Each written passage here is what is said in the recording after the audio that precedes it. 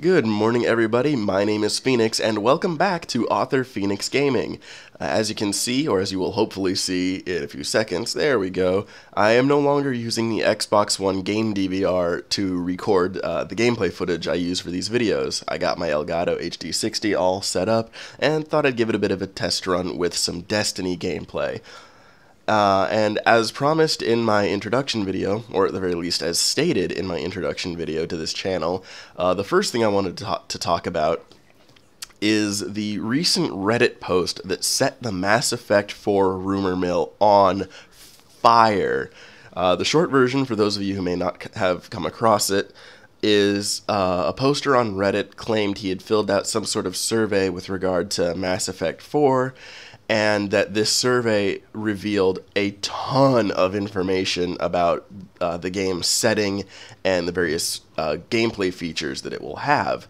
BioWare hasn't come out and said anything about this one way or another, to my knowledge, so I don't know what that means. I don't know if that means this is legitimate and BioWare doesn't want to just flat out deny it, although I don't see why they would. But anyway, the legitimacy of this aside, I'm going to assume it's legitimate for the sake of this video, because if it is, I am now painfully conflicted over Mass Effect 4 and how I feel about it. Because on the one hand, I was one of apparently hundreds of thousands, if not millions of people who were just enraged by the ending of Mass Effect 3. I don't want to get into another 10-minute rant about that, but suffice to say that every complaint that you've ever heard about the ending for Mass Effect 3, I have it. And even with the extended cut DLC fixing, I'd say 80% of my problems with the ending, I'm still pissed off that there wasn't kind of the Star Wars medal ceremony ending, as Angry Joe put it in one of his videos. But also, when they announced Mass Effect 4, I thought the extended cut DLC endings were serviceable, provided that is where Mass Effect just stops. Okay, you salvaged as much of this disaster of an ending as you could. Just let it die. Just let Mass Effect go away for a while, and then if you really want to bring it back, bring it back maybe towards the end of the next-gen consoles. Give people's hearts and heads a chance to cool off, because there are still way too many people that are still way too pissed off about the ending of Mass Effect 3. So just let it die. Let it die. But BioWare didn't let it die, and they confirmed Mass Effect 4 with a surprising speed, a surprising and disappointing speed for me, and I am still half of the mind that I would rather Mass Effect 4 just not exist at all. But again, assuming some of the features in this post are legitimate and are going to be in Mass Effect 4, I think my desire to actually play around with these features and play this game is starting to win out over my desire to erase Mass Effect 4 from the future of the gaming industry. I won't get into all the details in the post right now, just because this post, I have it up on my browser right next to my editing software, and this post is, I don't know, probably close to 3 or 5 pages long. If I were to copy and paste this into Word, I would probably come close to 3 to 5 pages long. But if you want to read it for yourself, obviously link in the description and annotation here if I can manage it. And yeah, the first thing that sort of feeds into my why does this exist, make it go away, is that it is apparently set in the Andromeda Galaxy, and how they're going to justify that in the lore, I have no idea. Andromeda Galaxy also very far removed from the time of Shepard's battle against the Reapers, so obviously they're trying to get away from the ending of Mass Effect 4. I don't understand how they think they're going to be able to do that, unless this is some sort of spin-off side story. I don't know. I don't know how they're going to justify this setting, and I really hope they do. I really hope there is a good justification for this setting, because the gameplay features that I am about to describe really make me want this game. First off, the big thing that makes me say, oh my god, I need this game in my life, is that it's going much further back to the exploration elements of Mass Effect 1, where you could actually land on various different planets and run around and explore them in your Mako. But rather than just have it limited to that, apparently, according to this survey, there is actually going to be a legitimate colonization feature in that the planets that you land on, and it's not said in this, but maybe assuming they're habitable, they're suitable for life, you will actually be able to land and found colonies on these planets. And you can even dedicate different roles to those colonies. Like, is this going to be a mining colony? Is this going to be a recon colony? You know, what's going to go on with that?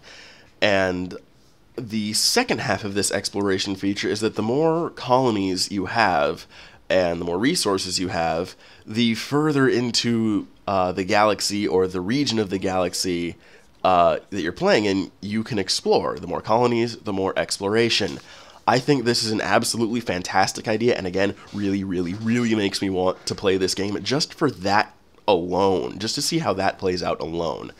The second thing, well, I guess maybe the third thing, nope, second thing, as I'm reading down this post, the second thing that I think is kind of a cool idea is that they're kind of bringing back the loyalty missions for your crew from Mass Effect 2, but rather than have them be sort of static and pre-scripted things that are part of like your character's backstory of where they've been since the ending of Mass Effect 1, it almost sounds like these loyalty missions are going to grow more organically from the different planets you explore and the different colonies you found. Like if one character has a particular tie to a particular colony, their loyalty mission is going to evolve from that rather than a pre-scripted storyline that was written for them. And I think that is, I don't know how that's going to shake out. I don't know how, like, if the same character can have different loyalty missions. But I'm very excited to see how that plays out, and I think it's a very great idea and a sensible evolution for the loyalty missions to take.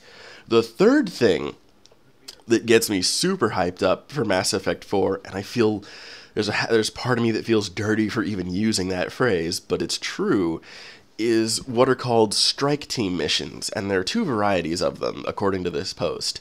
The first variety, and the one that gets me most excited, reminds me a lot of the Brotherhood missions from Assassin's Creed Brotherhood, in the sense that, just like in that game, you can recruit mercenaries in this case, and send them on various missions related to your colonies. You can have them defend or explore or, anything like that. And based on this post, it seems to play out a lot like the Brotherhood missions in Assassin's Creed Brotherhood. You can send your followers out on different missions to go bring back experience or resources or items maybe and things like that.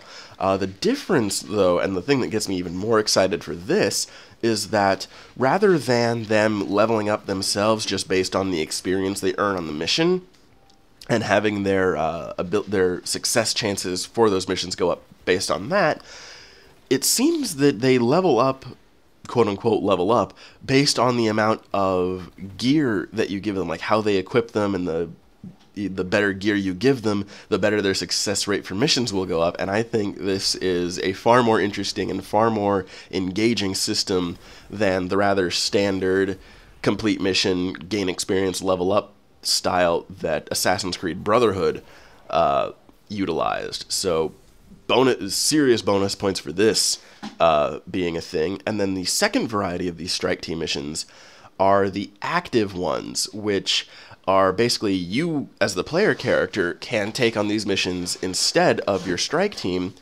and you can even do these cooperatively, like bring in your friends to help you with these missions. And these missions apparently will play out more like the multiplayer horde mode that this game will apparently have, kind of similar to Mass Effect 3's multiplayer. So not terribly excited about the active strike team missions as they're listed here in this post, but the deployed strike missions where you send out your minions to go do your bidding, that has me super excited. And all of this really just combines to make me feel like as much as I can't stand the fact that Mass Effect 4 exists and that BioWare so completely botched the ending for Mass Effect 3, based on the gameplay features that I have just told you, I am reluctantly super excited for Mass Effect 4, provided these details are legitimate. Like I said before, if you want to check them out for yourself, link down in the description. And I hope you guys read it. I hope you guys come back so we can talk about this more, because I'd love to know what, if I'm the only person who feels this way about Mass Effect 4, who feels this conflicted about it. So that is it for this video, guys, and I will catch you in the next one. Take care.